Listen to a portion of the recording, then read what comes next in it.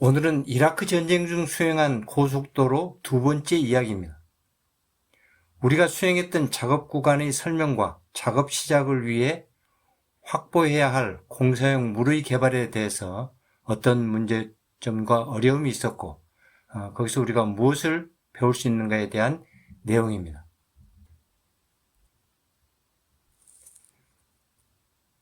공사 구간은 이라크 일본 고속도로 구간 중에서 두 개의 구간, R12와 R13이었습니다. 전체의 10개 공구 중 마지막 구간이 해당이 되는데요. 바로 이 시리아와 요르단 국경 근처의 구간이 우리가 작업했던 구간이었습니다.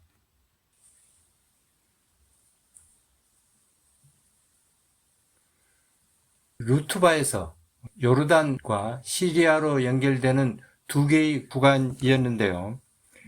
바그다드에서 이 요르단이나 시리아로 가기 위한 마지막 마을이 바로 이 루트바라는 마을입니다.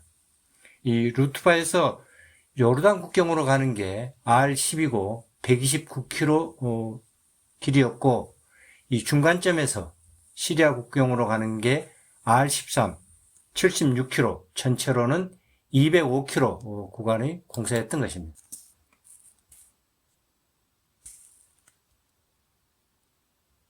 건설 기간은 1981년부터 6년쯤이 지난 1987년에 완성이 됐는데요. 계약 기간은 4년쯤 됐습니다. 그래서 2년 이상이 지연이 됐던 것이죠. 발주처는 우리 도로공사쯤에 해당되는 국가기관이었고, 엔지니어가 독일의 도르치 콘설턴트였습니다. 이 회사에서 설계를 했고 현장에 감리를 했던 것입니다.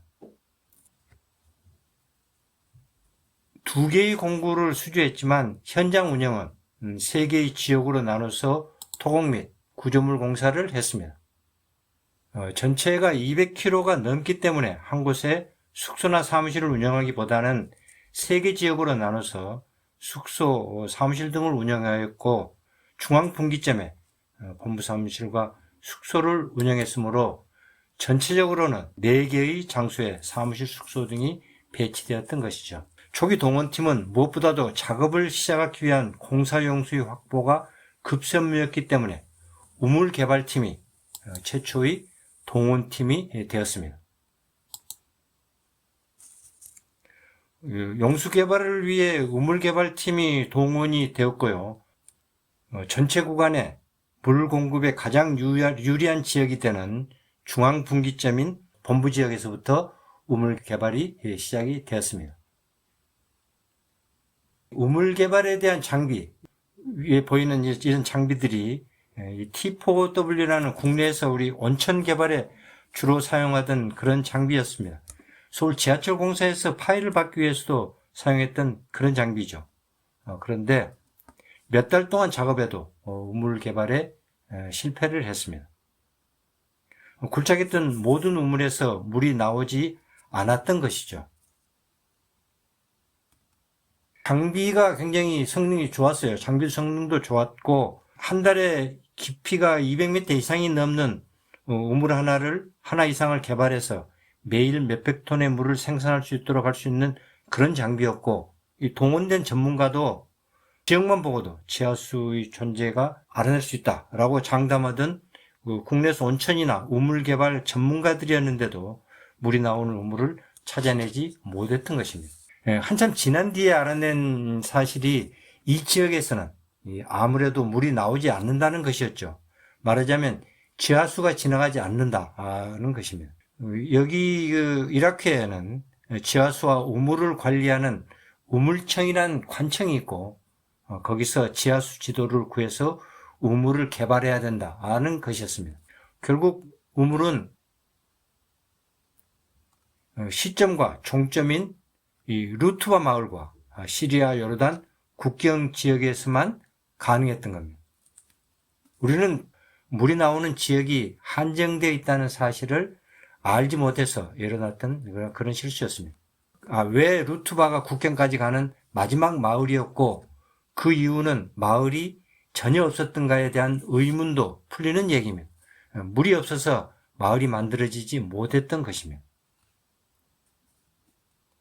우물에서 올린 물을 작업 현장으로 운반을 하게 되었습니다. 처음 공사를 시작할 때는 우물이 종점에 있으니까 시점으로 물을 운반해서 작업을 하였고, 그러다 보니까 엄청나게 많은 물탱크 트럭과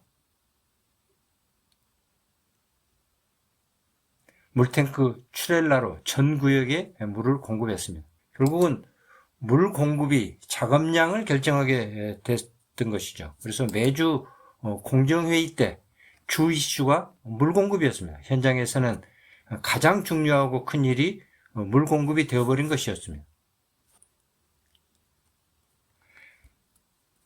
결국 차량으로 물을 공급해서는 공사 진행에 한계가 있었기에 전 구간 200km의 파이프라인을 설치하여 물 공급을 하게 됐던 것이죠. 10인치 강관을 200km를 설치하는 작업은 이게 작업 자체가 보통 일이 아니었어요. 이것 자체로도 하나의 커다란 프로젝트가 될 수 있는 그런 일이었습니다. 그래서 빠른 설치를 위해서 용접 없이 연결되는 그런 시스템을 우리가 채택을 했고, 그만큼 비용도 증가가 되었던 것이죠. 이 물을 송수하는데 처음부터 끝까지 바로 보낼 수가 없기 때문에 중간중간에 펌프장을 설치하여 가압을 했어야 했으므로 펌프장을 설치 운영했습니다. 그래서 우리가 계획에 없던 자재, 펌프와 발전기 같은 이런 장비, 그리고 또 펌프장을 운영하는 운영비, 이런 것들이 추가로 투입이 되었던 것이죠.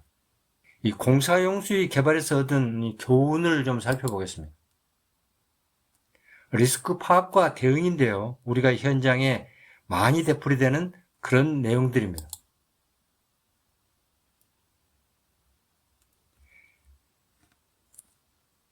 일반적으로 리스크 하면 known, unknown 리스크를 얘기를 합니다. 이 known, unknown 리스크는 어떤 일이 확실하지 않지만 일어날 수 있다는 것을 우리가 파악을 해서 거기에 대해서 사전에 대응을 하는 게 일반적인 리스크죠.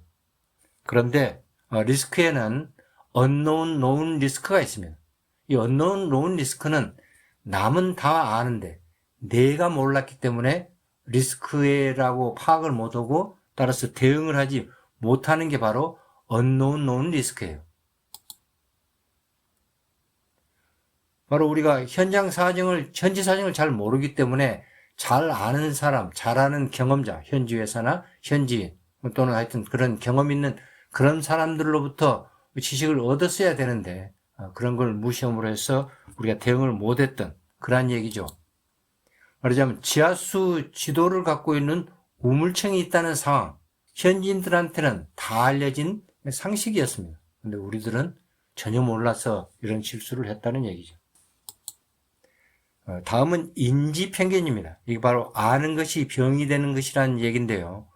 우물 개발에 대한 자신감, 국내에서 우물 개발에 실패한 적이 없던 전문가들이었기 때문에 지하수가 없을 수도 있다는 사실을 간과했던 것입니다. 그래서 오늘은 공사 초기 단계에 실패했던 우물 개발에서 배울 수 있었던 그러한 내용들에 대한 얘기를 했습니다.